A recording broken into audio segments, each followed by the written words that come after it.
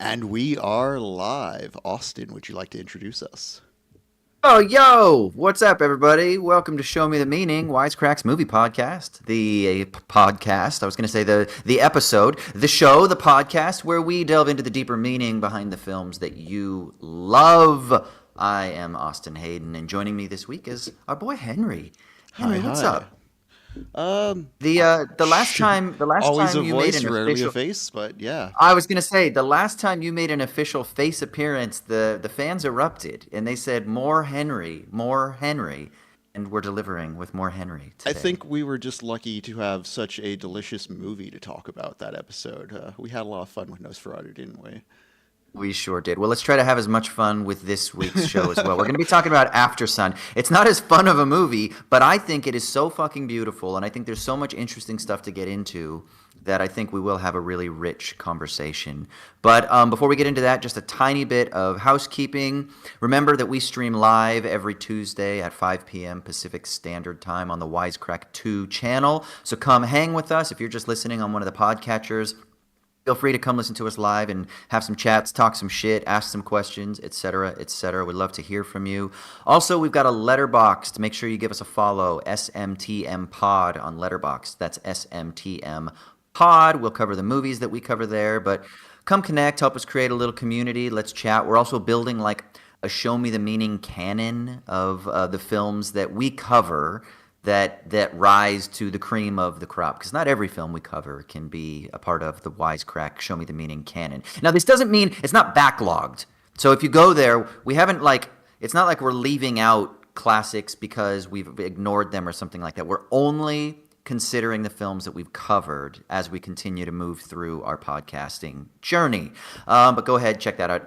SMTM Pod on Letterboxd. And then send us any emails for requests for films to cover, or send us your brilliant thoughts and insights. You can send us those emails at wisecrack.smtm@gmail.com.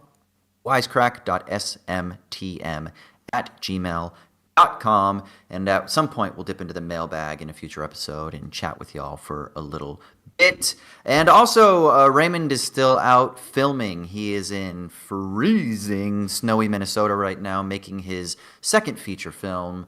So everyone, send out your positive love to, I guess it would be, Bacchus was the ancient god of theater. There's no god of cinema. But maybe it's the same. Send out your prayers to Bacchus that all goes well with the rest of the shoot. And as they say in Australia, for somebody that's about ready to go into, go and do a performance, they say chookus rather than break a leg. They will say break a leg too, but they'll say chookas rather than good luck or anything like that. So chookas to Raymond. Hope the rest of production goes well. The film sounds fucking awesome. Everybody make sure to keep your eye on it. Because it'll be coming out obviously, in the next year, I would imagine. But keep your eye out for Raymond's next film. So Yeah, let's this week, support our creator friends. fucking a right. We're gonna talk about Aftersun, Henry. Let me give you. Oh, also, let me just say, why am I wearing sunglasses inside? I fucked up my eye really bad. So I was doing some gardening in the yard, and rogue tree branch flew off, and I wasn't wearing protective eyewear, and I ripped off my cornea, got rushed to the hospital. They were able to place the flap back over, but extreme vision impairment. It's probably going to take a few months to heal. Hopefully, there's no permanent impairment, but that's a possibility. We'll cross that bridge when we get there. We're okay. I didn't lose my eye, so that's the main positive thing. But I'm just on, all the fancy eye drops and all the stuff, and I wear my sunglasses pretty much everywhere I go. So I'm not just being an LA douchebag, as I was telling Henry earlier. I am doing this because there's a lot of extreme light sensitivity, and it's annoying as fuck. But yeah, and I have my patch as well, but I try not to wear that all the time. But anyway, that's out of the way. Let's talk about the movie Aftersun. Let me just tell you about my viewing experience of this, because I think it feeds into my experience in my analysis of the movie, right? My wife took me and she prepared like a full birthday day for me. So I guess this would have been 2 years ago now, in 23, a year and a half ago. And it was like we did an escape room, and then we went to lunch, and then we went to the Botanic Gardens, and then we went to go see Aftersun at a kind of one of the smaller indie theaters here in Sydney. And I had been wanting to see this movie for a while. I'd heard a lot of positive things about it, and so I went in with high expectations, and I was engaged the entire time. I've heard people say that there's not much of like a narrative through line to this film. I don't know if that's true. I was Completely thoroughly beside the engaged. point. Yeah. Yeah, yeah. It is shot in a series of kind of vignettes, I guess you might say. But I've heard some people kind of say that. But I was hooked and I was enthralled the entire time. And I came out of the theater, and Henry, when I tell you that I was crying, I mean, I wasn't just teary-eyed. I was crying. I went into the bathroom and I was like, I gotta pull myself together.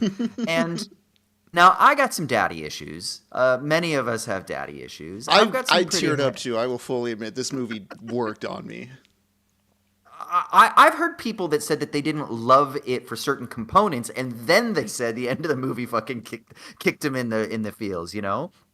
Um, I was crying, and I think that there's something just so interesting and rich to explore in this film in terms of themes it explores at a conceptual and philosophical and theoretical level, which is what we're kind of typically want to do, but even more importantly, at like a human existential and psychological level. And that's Yeah. that's what I think that was my biggest takeaway from this is that there's so much here to think about just exploring the human experience. But that was like my initial experience of the film. Yeah, I like that you bring up your initial experience before your summary, actually, in talking about like the haptic experience of what you felt and what it made you cry about, and how it really grabbed you on that level. It overrode your care about like, okay, what's the plot here? It overrode your sense of like what it was trying to do intellectually, and it was something felt. And I think there's a lot of Yeah. movies that really work that way,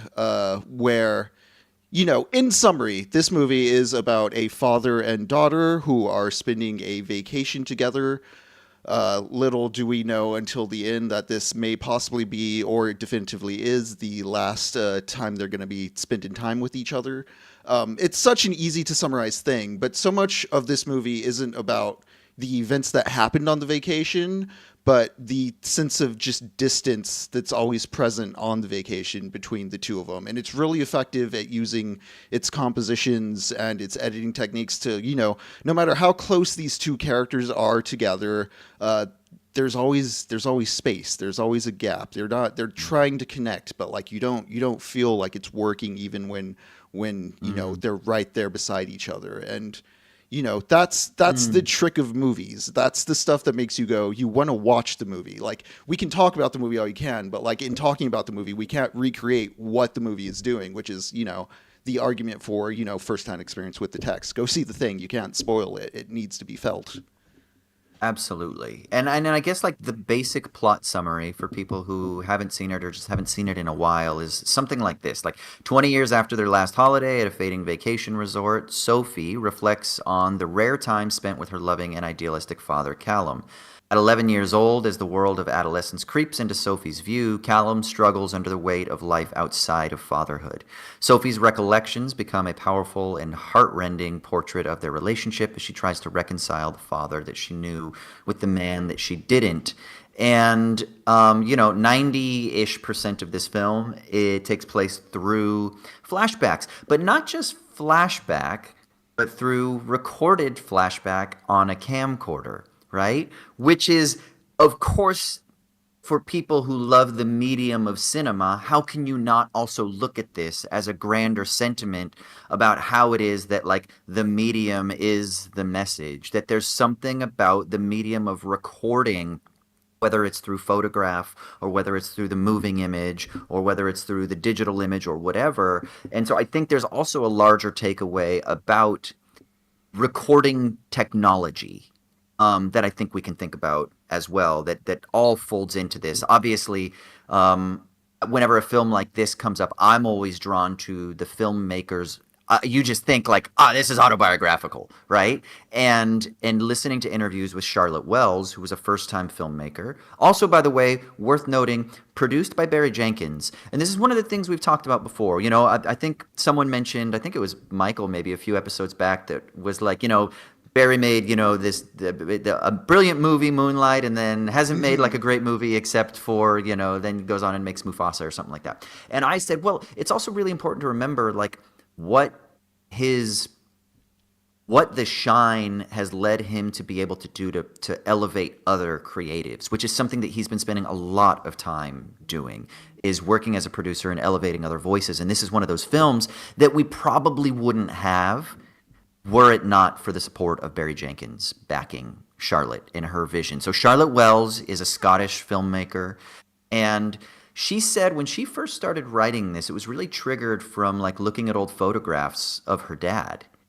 And she looked at old photographs of her young dad, and she was like, fuck, like that's who that human was. Yeah. And yeah, like I think there's just something so powerful about that. Yeah. Do you remember the first time you saw your parents and that sort of authority, invincibility, like projected on as like a child was just gone? Like you're all like, oh, that's a fallible person, or like, oh, that person has shortcomings. They aren't, the superhero or the super cop figure that you may have feared, or like necessarily like, just your childhood perception of what your parents are versus like coming to more realistic terms of like, oh, that's a person.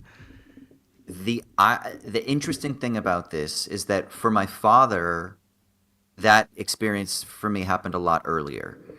My mom, maybe because I've got certain tensions with my dad, and I do have some pretty heavy things that my dad and I are perpetually working through. My dad's a hyper evangelical Christian, Reformed Christian. I guess I would want to be careful with evangelical, because it's not like he's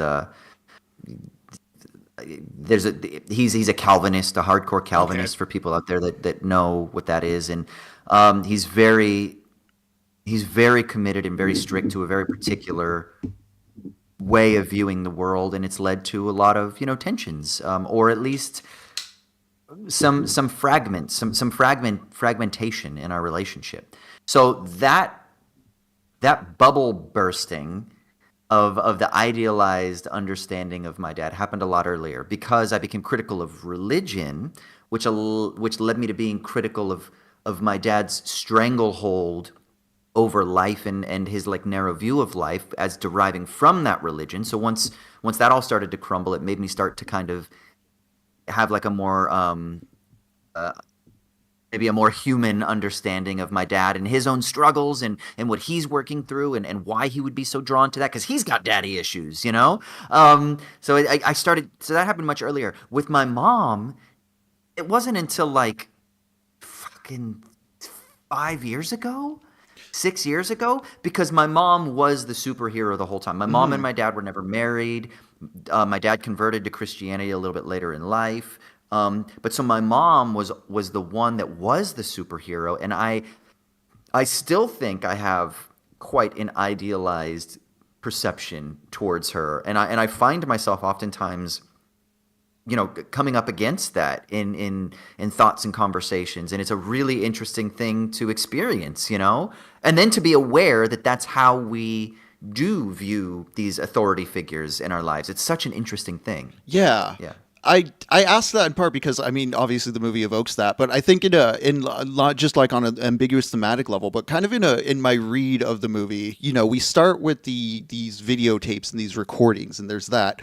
But then Sophie, as a child, mentioned she has her mind camera, and that led me to kind of start interpreting the movie beyond like the archival stuff is like, oh, Sophie reconstructing stuff, or like I think about things I've done as an adult and wonder like, oh, what were my parents doing at 24, 23, 20, 27, you kind of start, getting into these hypotheticals where you project. And so I've had kind of fun starting to, examine the movie through that sort of reading in a fun kind of like dramaturgical play way. So, it's not all depression. You can have fun with these things in your readings of them.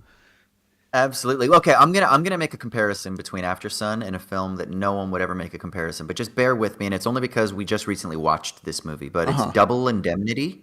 Have you Okay. seen the Billy Yeah, Wilder film yeah. Double Indemnity? Okay, so for anyone who doesn't know, it's like kind of a classic in the noir genre, like one of the greatest films ever made. I mean, you want to watch a movie that has a tight fucking screenplay. My wife turned to me at one point and she's like, "God, is the Don't writing close just the door. worse?"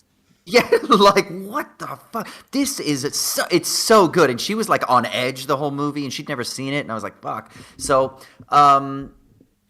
okay, so Double Indemnity, the kind of lead character, he is. The film takes place with him talking into a recording device, recapping the events that occurred, and so the whole film that takes place in a kind of flashback leading up to him kind of telling this confession. It's a confession of a crime, or of a series of crimes. Um, it all takes place through this narrator kind of describing what took place. And I remember watching the movie and I was like, oh, there's something interesting about this because is he also potentially romanticizing the relationship that he had with this woman? Is there a sense in which maybe she actually didn't give a shit about him at all? Like, because the way that he recounts it is that like they said I love you to each other and all this stuff, and then she turns out to have like double crossed him, but you're like, well, maybe he was full of shit this whole time. Maybe he's just this desperate 30-something-year-old man who Just a found bored like this. insurance salesman, yeah. That's and he got hoodwinked from the beginning, and she never actually expressed any sort of enticement. Because is there a sense in which there's an unreliable narrator thing happening? And it just made me think about something similar happening here. Not it's that it's an unreliable Hmm. narrator, but that there's like a subjectivity when we're remembering things. We're always remembering our memories. You're never actually remembering the truth of the event as it occurred because that moment is fucking gone. So there's always a sense in which we're one step removed. So as Sophie, as an adult, is engaging in this nostalgic reflection, the pieces that she's piecing together, even as like a young child who's on the cusp of adolescence in this coming of age thing, there's something I think I there's something romantic. There's something fantastic in a fantasy sense that I think just cuts through this film, so that what you're looking at is this person trying to, as an adult, reconcile all of these tensions and all of these memories, her own coming of age, her own sense of self and identity, her own struggles, realizing that she had this man that she knew in her life, but she didn't know. And you can only do that as a mature adult who has gone through some life experience. And I think it's so important to recognize the subjective, like, injection, the tinge of bias that is injected into the activity of like memory reflection. And I think there's something that cuts through the entire film that relates to that. Yeah, I think there was kind of a punctuation mark at the end where the film is what she has left of her dad, and even if it's a sad thing, it is the remaining thing. There's kind of this irony, the whole movie's about this distance. Like he's depressed. He doesn't quite express himself, or he's putting up a mask of some kind. It's a very guarded sense of sadness. So, you know, the only way he can communicate is kind of relaying to you through reflections and through these stories and kind of recounts, and like the camera's the distancing artifact between him and his daughter the whole trip. But then by the Mhm. end of everything, the camera's like the only artifact keeping his memories connected to her. Ooh, And okay. so that's why I think the movie is a total artifact, kind of like clicks at the end there, because it's like, Yes. damn, he's gone, and this is kind of like the defining document I have remaining of what he was, and yeah, that's And, kind of what I was left with at the end there. and there's something that and I'm not a linguist, so off the top of my head, I don't know if the root words are related, but it seems like that they would be. But artifact and artifice and artificial, and there's something that seems to likely bring those two together. So if the film is exploring the idea of the artifact that creates the medium by which you can experience a lost loved one. There's something artificial about that potentially. There's something about the experience as being artistic, maybe Mhm. created, and I don't think that's a bad thing. Like I'm not using this as like a judgment on it. I think that it's actually a really profound thing for us to accept that there's always a sense that we're creating when we're remembering. Yeah, there's a James Salas. He's the guy who wrote Drive, the novel that the movie Drive is an adaptation of. But he has another book where he has a line that says that's something along the effects of like memories like a bad actor. It goes for affect over motivation, and Mm. plays for the emotional jabs. And I like that this is a movie about memory that's going for that kind of emotional jab. It's about what was felt and what you can kind of like summarize from those feelings more so than like a logical explanation, because there are scenes throughout of her adult kind of like assumptions interjecting. Like, I don't think him walking into the sea really happened. Like, there's some things where it's like it's him Yeah. alone, and it's like, is that his daughter wondering, where were you when I was asleep, or where were you when I was separated from you that day, or just, some days you wonder. It brings to mind, I had a relative who wandered off one night. He was older, had dementia. He was found eventually, but like just wondering, like, well, what did they go through? What did they experience? That kind of worry or anxiety is very present in the movie. Yeah, and especially as a child, I think the world of adulthood is so foreign to us. Hmm. You know, like we think we kind of understand parts of it, but it's so foreign. And you asked this question earlier. You said, like what did my parents do when they were 26, 27? Like how did they move through life? How did like even the little things, not the big career highlights and personal highlights that we know and that they talk about, but like when they went to fill up gas, or like when they went to get pizza with their friends, just the mundane. How did they walk down the street? Did they look at their feet? Did they walk with their head up? Like Yeah, there's so much mystery that we just don't know, that is lost to time, but that's left for us to fill in the gaps that we just kind of like we just do when we create these structured manufactured images. I think about how previous generations got around without GPS or the internet in general. There's Yeah. pre-internet. I think there's considerations that we may be made when we get generational about boomer bashing, considering the Well, way society conditioned adults pre-internet to be, I don't know, a bit more responsive, a bit more scared to look things up on their own. you want me to tell you how we used to get around without Yeah, yeah, GPS? yeah. We used to carry this thing called a Thomas guide in our car, and a Thomas guide was a big fucking map of every single city street in a town. So you would buy the Los Angeles Thomas guide, and I would have it under the seat of my car.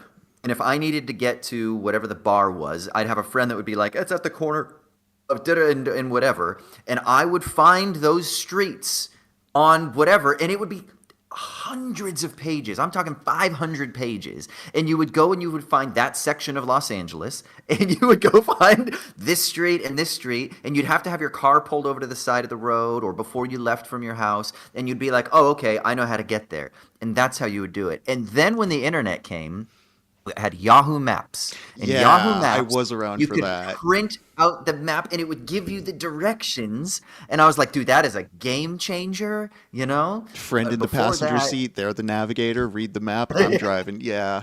yeah, or you would write it down on like a piece of paper and you'd be like, left here, turn right here, turn left here, you know? Yeah, I think about that sort of thing all the time. Okay, related to that, Hmm.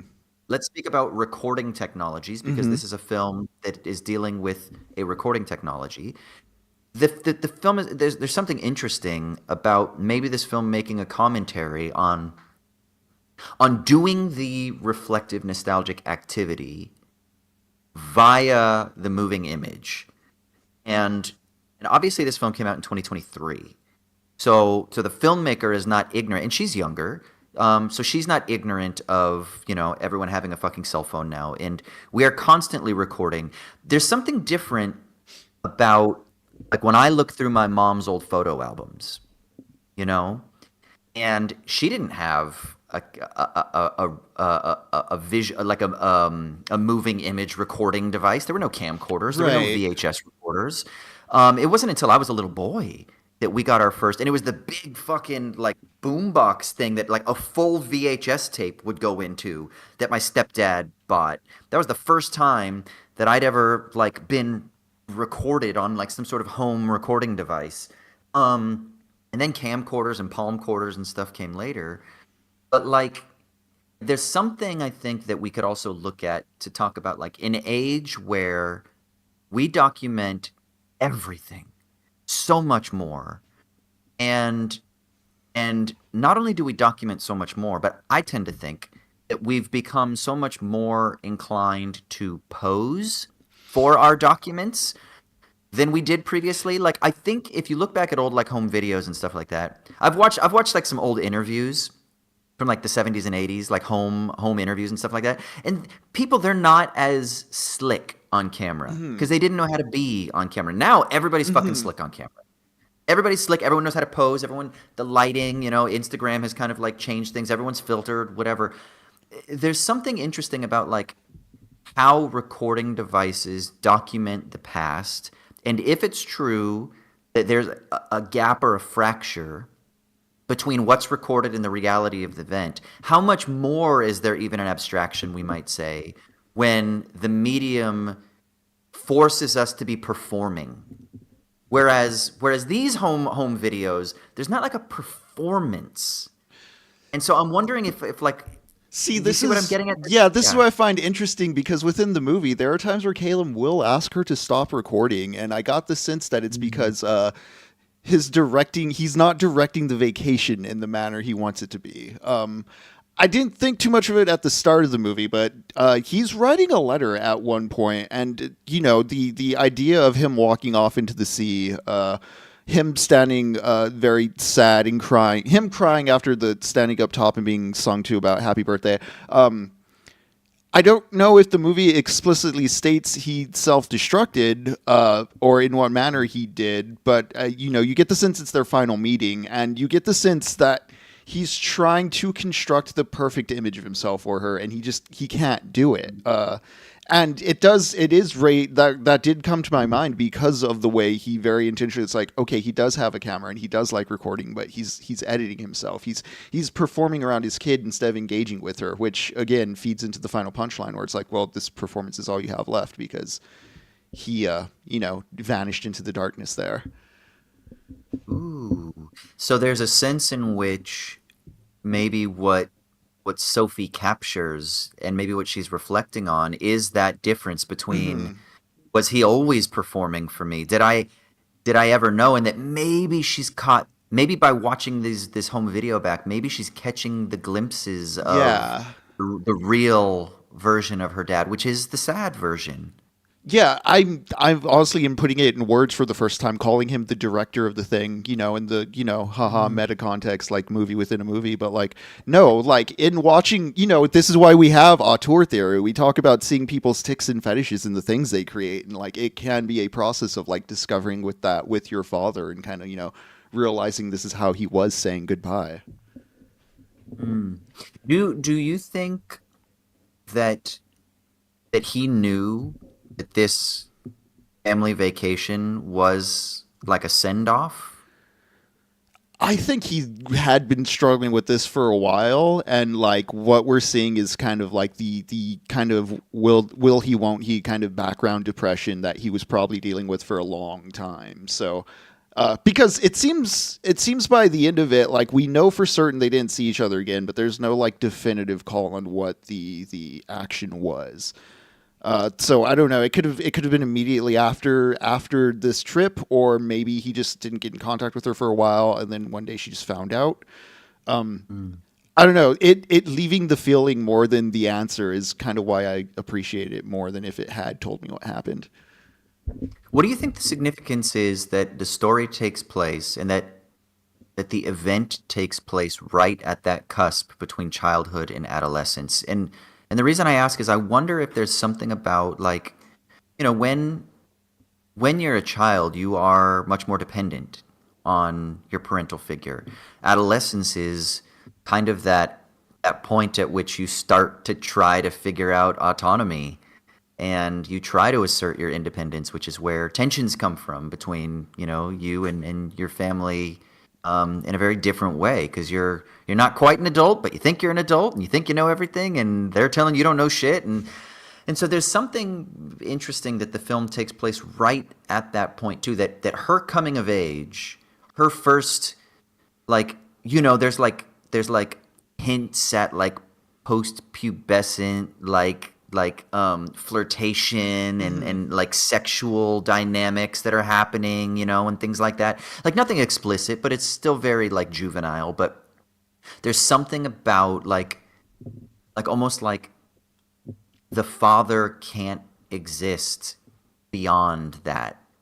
Like maybe this is me getting too sort of like psychoanalytic, but it's like the father figure can't persist as the father figure post childhood, and his death allowed her to actually become who she was as an independent adult, or there's something there. Maybe. Yeah, if this is the last kind of memory or experience she had with him, he is defined as like a feature of her childhood, and like if it's like a huge emotionally damaging piece of it, it may be something she has been needing to settle with, which is why she's finally throwing this movie on. Is a read of it, because I mean it's not like she can go talk to him or work this out some other way. I believe she has the rug in her apartment that he purchases in the movie and makes kind of a Turkey, he's kind of super depressed or flipping over. It's I don't know. There's something about the inheritance aspect there of like, are these issues she's starting to feel herself? Does she start to wonder, is she doing this kind of distancing mechanism in her own adult life? But yeah, the end of childhood stuff I didn't put much thought to, but I mean, I was wondering, I guess the first time when I watched this, which was, I watched this 2 weeks ago before the show. I don't know. At first, I was kind of split between, like, does the divorce mean anything? Do we need to worry so much about the mom, or is this mostly about Caleb and Sophie? And I do wonder about the divorce aspects or the background details.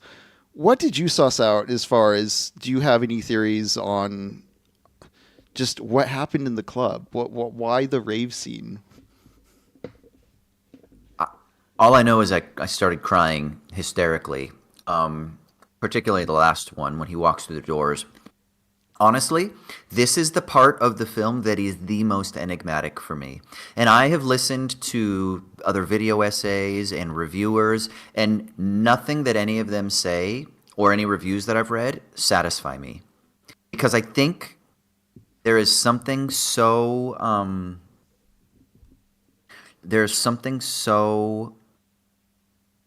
like formalistic about it. There's something, I would say abstract, but abstract can sometimes sound like it's a negative thing, and I don't think it's negative.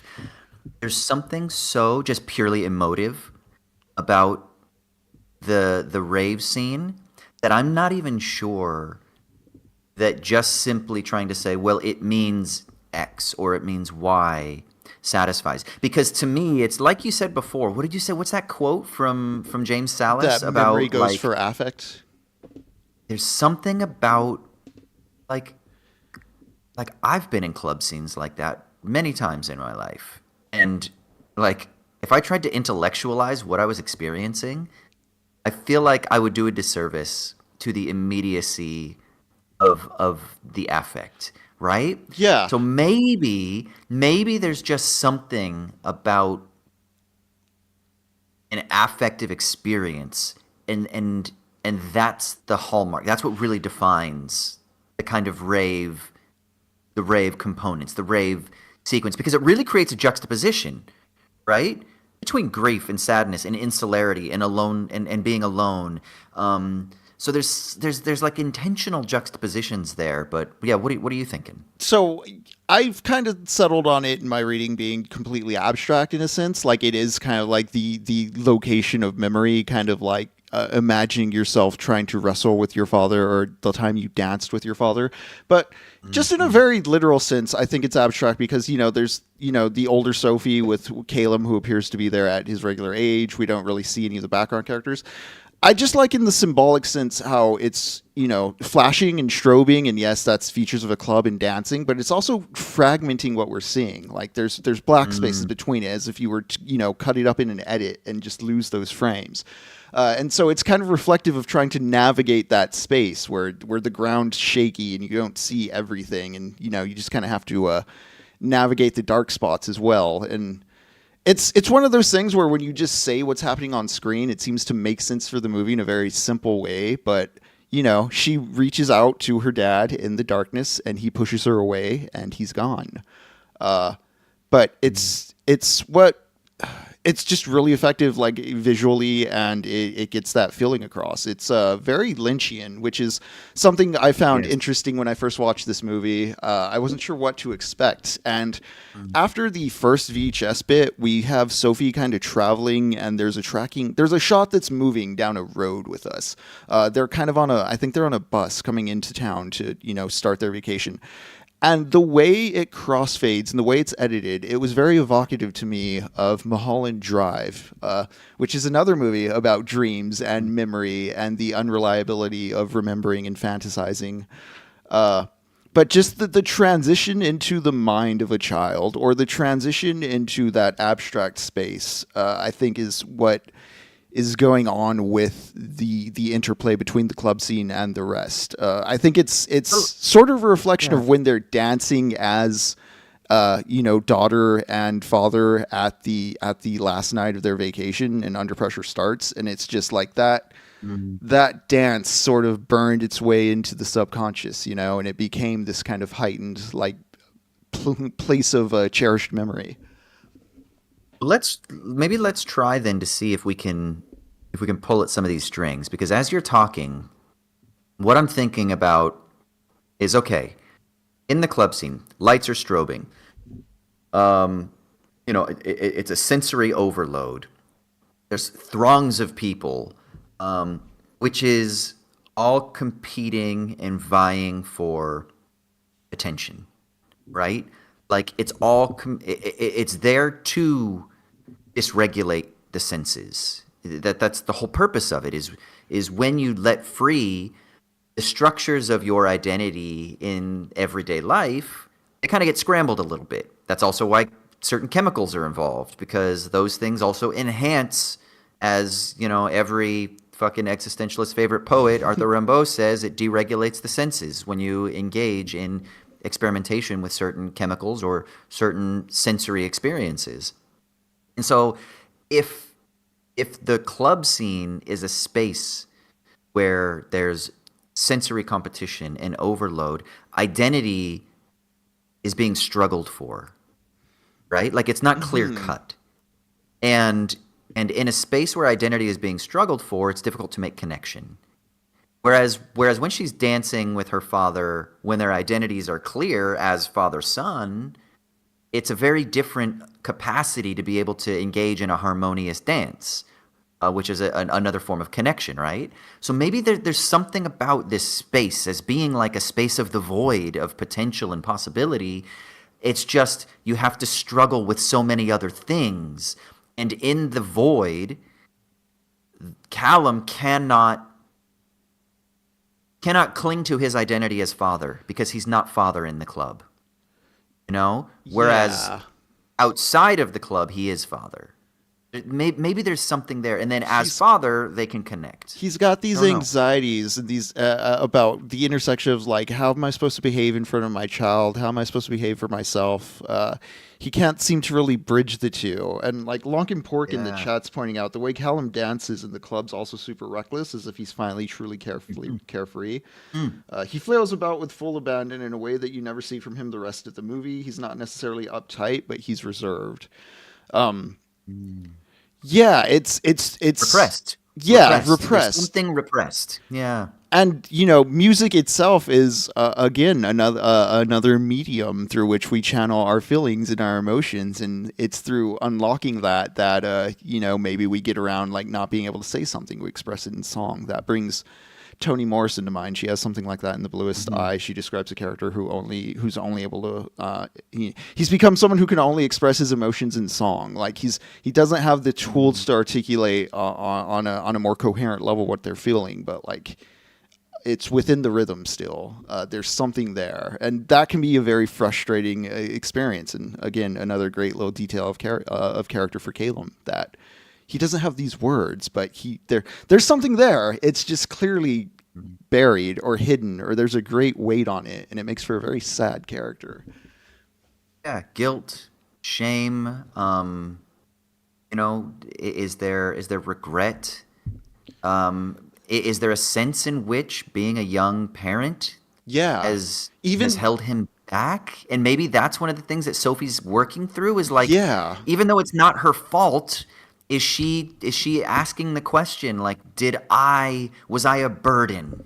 I think to this man? Even the lyrics to Under Pressure work really well to, elaborate on the, love dares us to change the way we're caring about, not just the people on the edge of the night, but ourselves. And so there's a read I have on that like Caleb ultimately, couldn't come to change the way he cared about himself. And again, just another reason to cry at the end of the movie.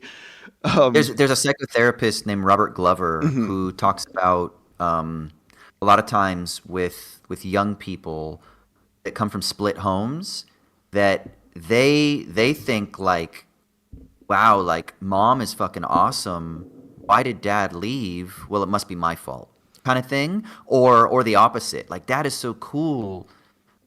Why did mom leave? And so it must be my fault. And so there's a sense in which oftentimes there's an internalization that children will have because they don't have the maturity to understand it. And you have to do the work as you get older and you recognize that no, it wasn't your fault. And even if there is a sense in which, and I'm not saying this is the case, but with Callum, for example, even if there is a sense in which he feels held back because of being a young father, and I don't know if that's the case, but even if, it's still not her fault, but it's still something that could be reckoned with, as Sophie gets older, and I do wonder if that's also part of this longing of looking back, of trying to understand, of trying to be like, who was this man in his vitality when he did have those moments when he was beautiful and strong and vivacious, and then who was he in his sadness? And how do I fit into that when I was just trying to figure myself out? I didn't even know who I was as an 11-year-old, And there's that retrospective engagement, and I will say this fits into a larger set of concerns that I have, and it's something that a lot of people talk about in media and in the public today, and I think the way that it's often discussed is really a poor representation of a subject that deserves something much more thoughtful and much more with much more patience, which is, I do think that there's a sense in which we might call it a crisis of masculinity. And I think the figures that are popularized, like the Matt Walshes and the Jordan Petersons and stuff like that, and the Joe Rogans and whatnot, like they're trying to talk about this, but I think in a way that is extremely superficial, and it doesn't actually, with patience and with wisdom, really explore something much deeper.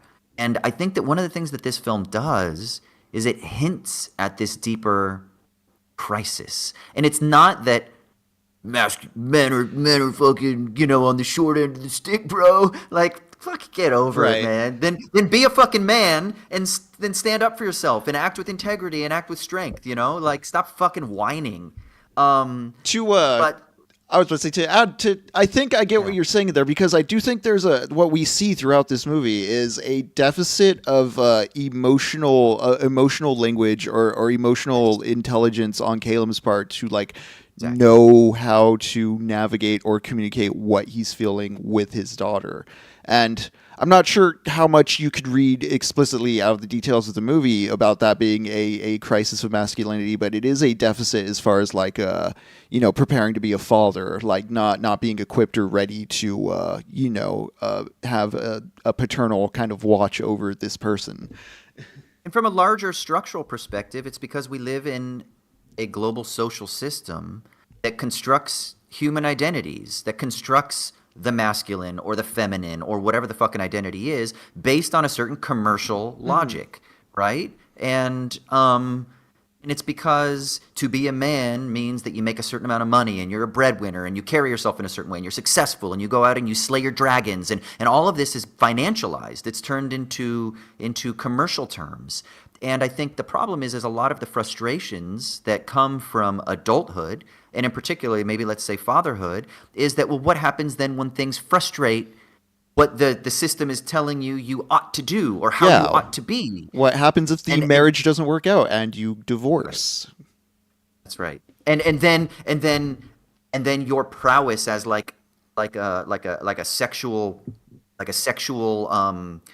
I didn't want to say predator because that's the wrong term. Not sexual predator, but like a sexual like a your prowess as a desirable person. As a desirable man. That's right. Your desirable person diminishes because you're old and like the world tells you that young is better and perpetual youth is better and you're getting aged out of the market and all these other things. Yeah, there's the ever-present sense of violence anxiety is something I get from him as well, which is kind of I think an anxiety a lot of men get over conditioned to believe is out there. Like when he's teaching her self-defense and such, it's like a very, very much like everybody's a danger. You have to protect yourself. It's reflective of like some stuff. Maybe he is this what he thinks child rearing is?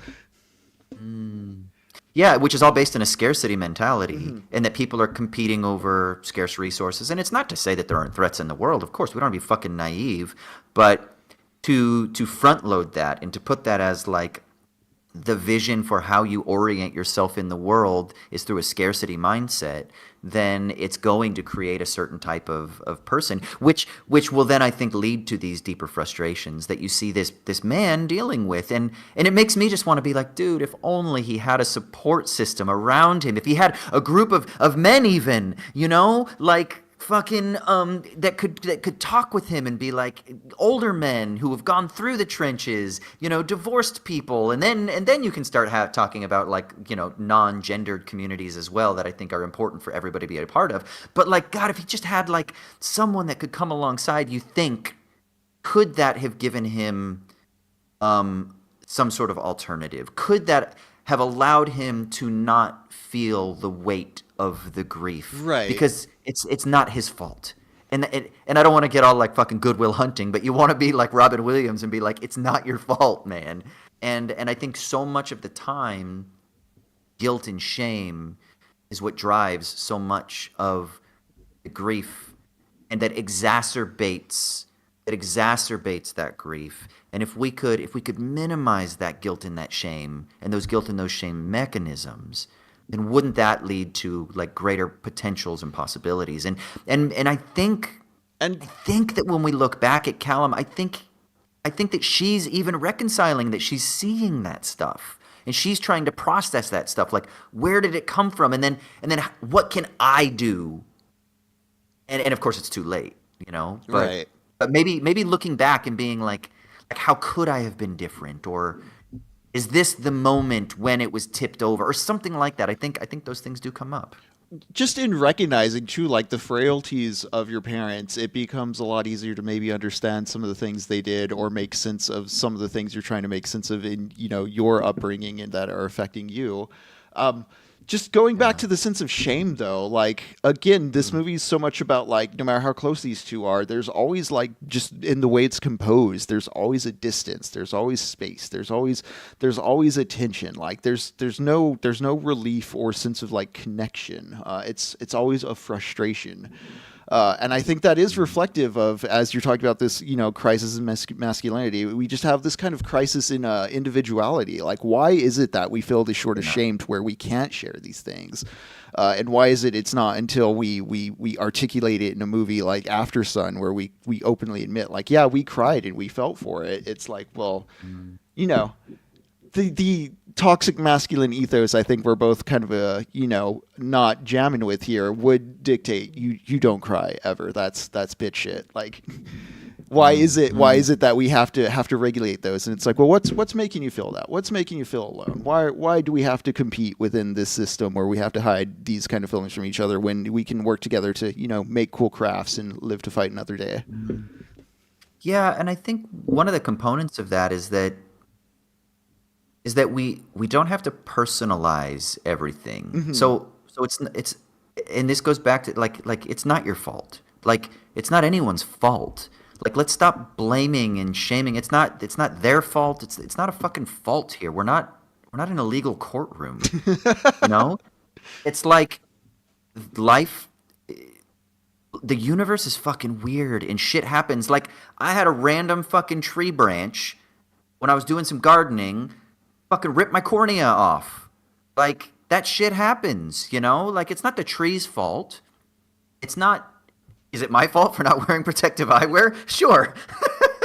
Sure. Maybe there's a little bit of fault there, but it's also shit just happens, you know? And it's weird, and that's a small tiny little blip on the radar compared to, you know, these massive large scale things that are happening. It's But not punishment though. Don't take it as like some sort of that's right. essentialist like, oh, I've done a moral bad and the universe has conspired That's to right. rectify this situation. That's where the anxiety comes from when you overinflate it that way.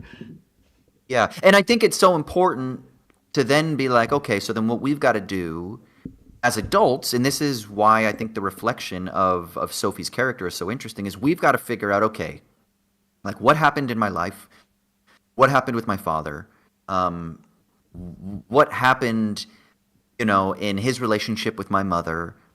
You figure out those things, and then you have to also then be mature enough to recognize that there are mysteries, there are things beyond our control, there are things outside of our knowledge, there are gaps that we're never going to be able to fill in, and that it's okay. I had a conversation with a friend the other day, um, and we were talking about some sensitive kind of things that to me weren't sensitive, but to this person were sensitive. And we had this lovely conversation, and at the end of the conversation, this topic came up, and I'm being intentionally cagey because it actually has something to do with things that we will reveal potentially in the future, and I don't want to talk about it too much right now. But I'm sorry if I'm being super enigmatic. But this friend got a little bit stressed and a little bit sad, and I was like, oh man, I'm sorry to have brought the conversation down and to stress you out, and they were basically like, no, it's okay. Like I am stressed, but it's okay. And that's such a mature response. That's such a fucking grown up like way to deal with things. Like, yeah, the topic does stress me out and it makes me frustrated or sad or angry or whatever it is that is confronting you, but it's okay to feel those things. Hmm. And I think that one of the things that Sophie is doing, she's trying to get to that point where it's like I'm confused, but I'm looking through these old memories, and I want to get to that point where I'm reconciled to the contradiction. And it's not that you reconcile the contradiction. You don't fill in all the gaps and have all the answers, but you become reconciled to the fact that, you know what, there are just some fucking mysteries that I might not be able to fully, get my hands around. And that's okay. And that's okay. You know? Yeah, there's the exercise of just letting the experience go through you and familiarizing with yourself with how it makes you feel. That way, down the line, as you feel those feelings, you just understand that's what's happening. That's where you're going. You're going to get through it. Yeah. Let's talk about this. So remember how I told you at the beginning, Hmm. I heard this one reviewer that was like, oh, there's no like narrative through line and blah, blah, blah, or whatever. And you were like, that's not the point. Let's talk about the structure of this film. What did you think? Like when I said that and you immediately jumped in like, well, that wasn't the point. Like what was your like defense case there? So I think this movie does really well at telegraphing extremely early what its priorities are. You open with this VHS footage of a tape being played back, and you get a reflection on the footage. So it's telegraphing like, Mm. okay, this is going to be layered in a sense where there's going to be memory, there's going to be playback. You're potentially supposed to be watching this thing removed. And then it does the whole Mulholland Drive transition into the more traditionally staged shot. And one of the earliest shots, I don't want to say it's the first one. I don't want to declare that definitively. I don't remember the exact order. But there's a shot very early on of Sophie and her father checking into the hotel. And the way it's framed is Sophie is in the foreground, very big and sort of primary, the focus. Her father's waiting in the background at the counter. And the way they're composed is, Caleb's back's to her. We're focused mostly on Sophie, but when Caleb moves between the counter and the stairs and back and forth, the camera's kind of following him. So you get the sense that you're a child anchored to this adult, and you're going to be kind of you're going to be watching and following along in this more kind of reflexive sense. The frame's playing, the frame signaling to you like, hey, like keep an eye out on the composition. This isn't just like wide masters without purpose. Like there's a semiotic play going on with the way things are going. So it became less to me about sussing out like, okay, what's the objective of these characters? Where are they going next? And me just kind of feeling like, what's this particular setup doing with the camera, with the characters? Like, what's it playing with that father anchoring his daughter, or the daughter having to follow the father around, or the distance between them? Like, there's so much, symbolic interplay and visual motif stuff going on that I'm not fully 200% paying attention to the dialogue. I'm not asking like what's Sophie's motivation in the scene. Where's this plot going? Like what development is this going to complicate? Did that character from two scenes ago, is that like a crux I need to watch out for because there's going to be like a plot twist or reveal? No, there's none of that going on. Like there's a lot more like, oh, they're in a crowd and Caleb's, set up in such a way where he can't connect to his daughter because such and such is happening. Or, oh, look, they're in a room talking, but we're watching it through a reflection. So this is telling me, this is maybe a unreliable memory, or it's trying to tell me something about like this being a remembrance of a thing more than like the firsthand experience of a thing. So, the movie's doing so much other than just like giving me a plot and a propulsive kind of momentum. I love those kind of movies. Like, I think a tight script with momentum is fun. Rebel Ridge is, one of my favorites.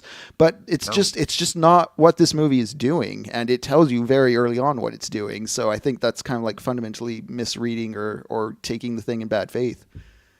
Yeah, and we've talked about this before, but I am a huge fan of art that causes the audience to become active and not merely be like passive, right? And this was one of like Marshall McLuhan's big critiques of television in the 70s. For people who aren't familiar, Marshall McLuhan is probably the foremost media theorist of the 20th century. He coined the idea that the medium is the message, right? Or at least popularized it. And one of the things that he was very critical of with television is that, the fragmentary images and low quality images and whatnot would just kind of like turn audiences into passive receivers of information and imagery. And there's something interesting, I think, about that as a larger concept that we could apply to a lot of cinema today that doesn't respect its audience, that doesn't want us to be active participants. And I'm always drawn to films or television or media products that can kind of have this poetic invitation that allows you to join in the story. And I love what you were just saying, because it makes me think, oh, then that means that the form, the style sets it up almost so that like we can be children. Yeah. Like that we can experience this as an 11-year-old on the cusp of adolescence, observing our parent. And Paul Mescal becomes a sort of stand-in. Maybe that's why I cried so much. And he kind of looks like my dad when he was young. I mean, not really, but like, enough that you're like, oh, he's a 20-something-year-old dude, or an early 30-year-old dude, and white dude, good-looking white dude, that's like my dad, He's like, well, yeah, come on. And you're like, he could be a fucking stand-in for my dad. And I think it puts us into that perspective that anyone can do that can look at this film and become an active participant. And I think that's really beautiful. Yeah, and it's that sense of play. I don't know, like, I talk about, not minding for plot because like each scene in its own is like doing something where it's more about like, okay, what kind of fun is this trying to have? And I really do think that's the cinematic mode more so than like when we talk about the differences between TV and movies. Because, there's a definite end. I think there's just certain things to the structure of a good movie you're not going to find in like any other thing. Yeah, that's so interesting because this movie we wouldn't say is fun, but it's playful. Right. Like it's really It is very playful. It's very, which I think is a hallmark of great artistry. Yeah, You know. I hold the same statement true for I think Eraserhead's a very playful movie. That's always a fun one. That's always a fun one because it's and I mean honestly, Aftersun really functions as well too, where it's a movie where you can sit down and you can show it to someone, and they may not realize what it's doing, but if you just start literalizing and vocalizing what's going on frame by frame in the most literal sense, it starts clicking. Like the symbol, it's like, oh, that's a symbol. Like, oh, this is semiotics. Like, oh, this is what you can do. To this is what actual like showing, not telling in cinematic storytelling is. Yeah. Absolutely. Yeah, yeah. Hey, Henry, while we got the chat up, do we have any I know we had the one insight that you said earlier. Is there anybody in there that has any questions or thoughts or any contributions that we could kind of dip into at the moment, even if it's just random bullshit? I'm enjoying Lori Christian's comments because it does not seem like, yeah, Lori says, I feel like I'm going to bawl profusely when seeing this movie. Yeah.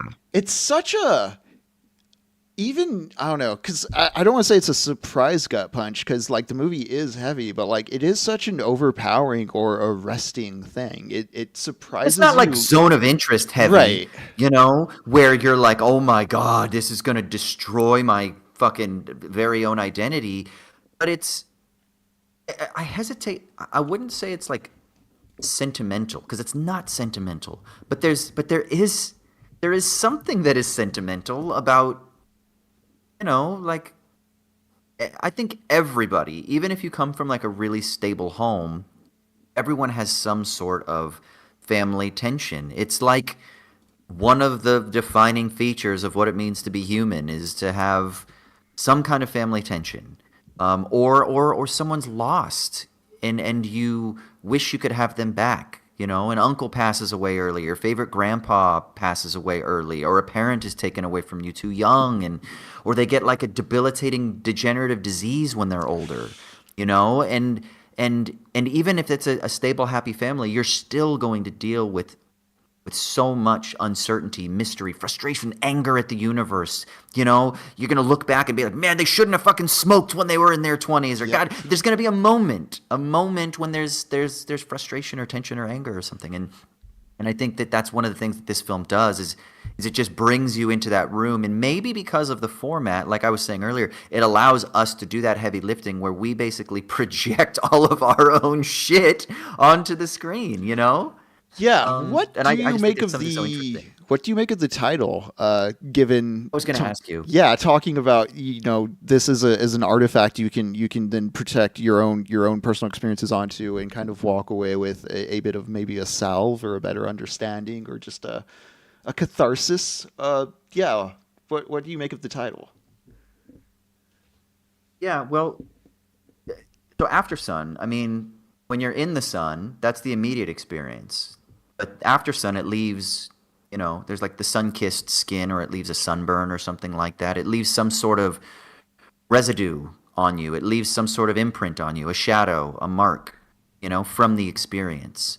And a sun fucking burns. It's this insanely intense heat, this radiation that is undeniable, but it leaves its mark on you afterwards. And maybe that mark heals and maybe it scars, but yeah, maybe there's something there. What do you think? Yeah, from what I understand, Aftersun's like it's another name for like a lotion, like to put on after being sunburned. To heal? Yeah, to Yeah. heal, like a salve, Like aloe or something like that? like aloe Yeah. vera. Yeah. So, yeah, like the film as an ointment, as a treatment. How often do you think maybe Sophie rewatches the movie to kind of meditate on or kind of reconcile herself with? Yeah, I want to believe that this is the first time. Like that's I want to believe that this is the first time she has like discovered these tapes or watched these tapes in a very long time, because she's at a point in her life where she's ready to do the work. You know, like maybe a therapist has spoken with her to be like, hey, you seem to have some unresolved issues pertaining to your family and your father. It would be good to do some work. Here's some homework, blah, blah, blah. And in the homework, Sophie's like, I'm going to watch these old videos and I'm going to journal about them or something. That's like how I want to interpret the film. I don't know if that's true, Yeah, it's either but the that's how I first want to. or the last, or maybe the first and Ooh, last. It feels like a could very be. very punctuated viewing. It definitely pierces through her in the same way it pierces through us as an audience. I mean, I think the fully beautiful cinematic romantic take on it that it is that it's the last. Yeah, it could be the first and the last, but having it be the last is so important because it's the thing that will allow her to heal. Yeah, and maybe you can read that with him going off into the rave, the flickering darkness, the shattered, bungled memory zone, and her not following within. Like he's She's been put letting him away, go. he's been let go. Yeah, She's off to take her flight to new places. yeah, exactly. She lets him go into that place of undecidability, right? So in philosophy, in certain segments, there's a philosopher named Alain Badiou who writes about like the void, and a lot of other thinkers have as well. But I'm really partial to his theorizing of the void, and then in particular how this one international relations scholar named Sergei Prozorov takes Badiou's conception of the void and tries to like flesh out like a social theory or like a larger international relations theory. And the reason I think it's important is what Prozorov says, based off of Badiou's theorizing of the void, is that the void is at like the heart of reality, right? It is the absolute pure, if you will, like point of reality. But in void, there's no identity, there's no facts, there's no nothing. And the only thing that you can actually really then start to build from the void just is void. It's like it's almost this thing that you can't even describe. It's like in negative theology where people were like, you can't describe God because God is beyond all possible superlatives, even, right? There's something similar here, but it's not transcendent above. It's sort of within everything. Physical entities, cultural entities, linguistic entities, political entities. At the core of everything is a void.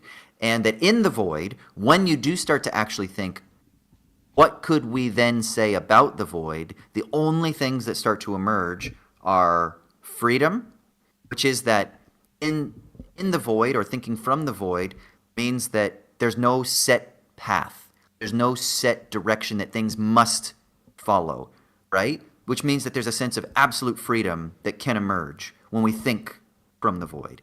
The second one is community, which is the sense that there's equality. There's absolute sharing. There's no priority. There's no hierarchy when you think from the void, right? Because there are no divisions yet, right? Those things come after you think from the void.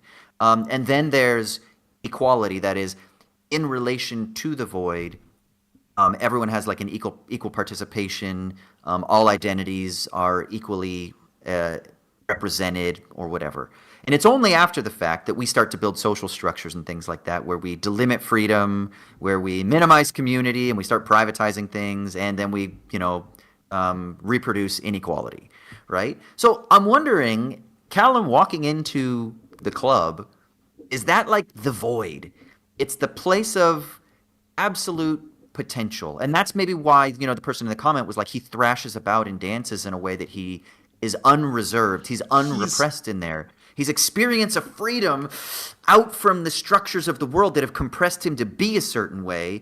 And that's why he can't relate with Sophie in the club, because that non-identity, because it's not who Callum is. Callum is who he is outside of the club. In the right. club, he's something totally different. He's And it's the dancing absolute void. alone and kind of absolutely free in the void, which is, where he pushes her away in part because that would then kind of ground him or pull him out, That's or right. it would begin a process of pulling him out of that place that he wants to be in, because that's the only place where he can dance freely, or that he feels he can dance freely, it seems.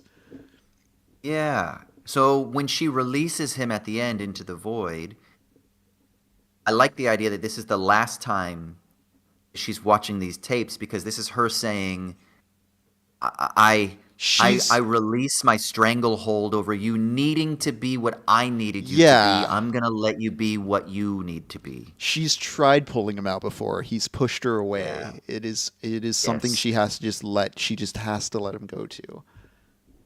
Ooh, I just got chills. I Yeah, like that's that. that's the value of a great movie, and I think great movies are meant to be talked about with friends because then stuff like this happens.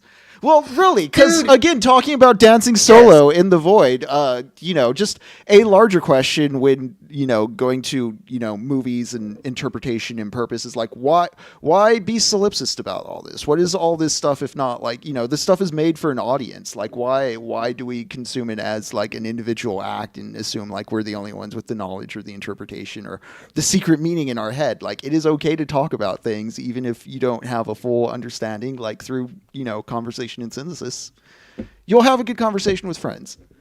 Dude, I used to get frustrated when I would listen to people analyze film, and I couldn't. I was like, I don't understand how these people are able to talk about films and like attach like philosophy and psychology and all these other things. Like I was like, I just don't think about cinema in that way. And so I just want to encourage anyone listening too, like it's okay to not already have like a fully fleshed out film theory or media theory. Just whatever you get from it, start talking. And even if what you think is like dumb, it's not. Childish Gambino said sometimes the stupid shit is the real shit. And even if you look at it and you're like, oh, I just thought that the fucking person was hot. Well, that's fucking cool, man. Let's talk about why was the person hot? And what does that mean? And and then allow other conversations to come in and flesh that out. Just don't be shy and definitely talk with your friends about it. And if you do want to go deeper and learn about film theory and media studies and the philosophy of film or anything like that, then there's resources, and you'll learn that shit bit by bit. But I will say this: my favorite experiences with going to the movies or seeing a movie are either, and I'm not bullshitting, being able to talk about it on a podcast with you, with Raymond, with Jared and Ryan back in the day, with Show Me the Meaning 1.0, with Raymond on Cinemethology, with Troy on my other podcast, Owls at Dawn. So either in that setting or going to the movies, especially when I was in grad school. There was this fucking amazing movie theater in Scotland. Also, speaking of Charlotte Wells, is Scottish. Also, Paul Mescal's Scottish accent is fantastic in this. But going to Scotland, where I was doing grad school, actually, I went to the same grad school as Michael, for everybody interested, for both master's and PhD research, interestingly enough. We were roommates for a little while. But there was this movie theater that we would go to in the Dundee Contemporary Art Museum. And the city of Dundee is, it's like the fourth largest city in Scotland, but that's not saying much. It's still a pretty small city by international standards. And there's two universities there, and now they've got like a big, huge museum. But when I was there wasn't a ton of stuff going on. But there was this museum called the Dundee Contemporary Art Museum, and they had a cool little art gallery. They had a cafe and a wine bar, and then they had a restaurant. And then they had a movie theater. And the movie theater had two cinemas. And they would show the new Superman movie or whatever it was. But they would also show art house. Like, that's where I saw Peeping Tom, the Michael Powell film. That's where I saw Gaspar Noé for the first time. They would do retrospectives, so you would get to see a retrospective on Tarkovsky. That's where I saw Stalker for the first time, and it just changed my world. But afterwards, we would just sit outside. We'd go see a movie, and we'd sit outside, and we'd drink a glass of wine, have a beer, smoke a cigarette, when I used to smoke a cigarette every now and then, have a cup of coffee, whatever, and just talk.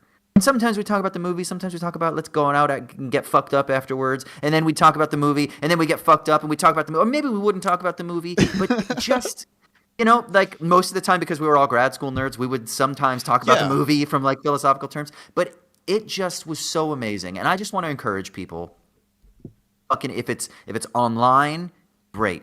If it's in person, great. But honestly, being able to just chat shit about a movie and experiment with your ideas, even if they're not quote unquote right, just fucking do it.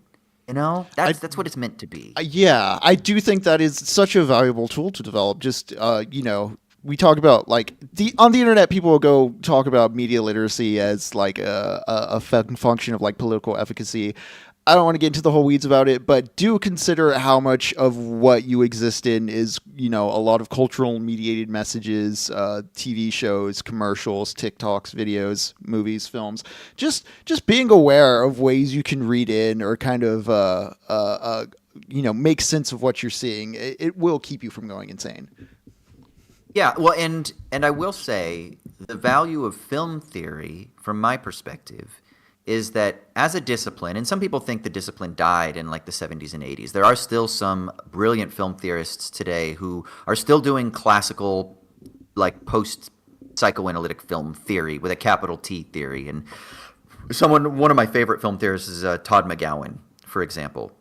And one of the values that I find from film theory is just like when we analyze any sort of like phenomenon or symptom, is it allows us to be like, maybe there's more going on here. Mm-hmm. You know? Like the stupid shit can still be the real shit. Abso-fucking-lutely. And the surface level stuff can still just be what it is. But maybe there's also something else going on. Like, that idea came from somewhere. Charlotte Wells didn't just fucking make this movie because she wanted to create vignettes with like, yeah, it came from her being like, fuck, I saw a photo of my parents and my dad was so young and vibrant and vital, and that's not the man that I see today. Like, who was he? Like, and then that starts to make you think like, oh shit, why do we care? Yeah. And you can start to unpeel the layer. And I just think that's so fascinating. And to be able to have a set of tools that allows us to do that with wisdom and patience and efficiency, I just think is a really valuable tool set. Yeah, and I don't think you should be worried that you're like.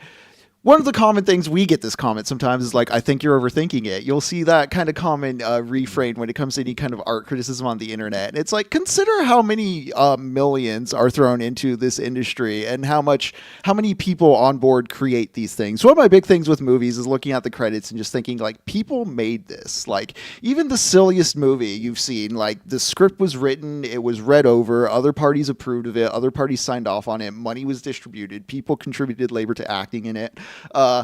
There's all kinds of just like it has weight. It wasn't like somebody just on a whim made this thing for no reason. So it's worth examining and thinking about these things. You're never overthinking. But on that note, Lori is asking if we're going to cover Nickel Boys in the future. What do we know about the future? Yeah, well, we don't know much about the future right now. So next week, we will be back at the same time. So join us live. We haven't figured out exactly what we're going to be covering. There was talk of Conclave. There was talk of Under the Silver Lake. Was Nickel Boys on the list? I don't think Nickel Boys was on the list, but I have been meaning to get to it because it is on the Oscar noms list, and it is one I have yet to see. Yeah, so I don't know yet what is going to be next week, but definitely come back and join us if you're able to join us live on Tuesdays at 5 p.m. Pacific 5 p.m. 5 p.m. Pacific Standard Time. Yeah.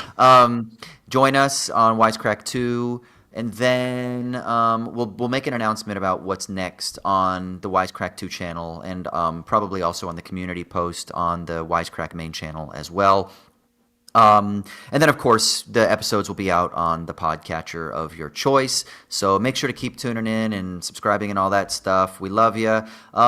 There might be some news coming out in the next, couple weeks or something like that. But we're going to hold off on making any announcements on things because we have no idea. But we got some things to figure out. Michael has been talking a bit about that on the main channel streams, so we're going to do a Wisecrack Live later this week. Keep your eyes out for that. We'll probably have more news coming that way than here. What has Michael been saying? Just what's going on with Wisecrack as far as things. Okay. Yeah. Well, let me just say that I fucking love Wisecrack. I've been a part of Wisecrack since 2017. Matter of fact, Michael might not remember this. I don't even know if he'll admit this. I'm the one that got Michael the fucking job at Wisecrack. I'm 90% sure, according to my memory. Now, I could be fragmentary, recollecting things that aren't real. I'm pretty sure that I connected him to the previous regime owners, which at the time were Todd, Jared, and Jacob. I'm 90% sure that I CC'd them in the email together, and then the rest is history, as they say. But I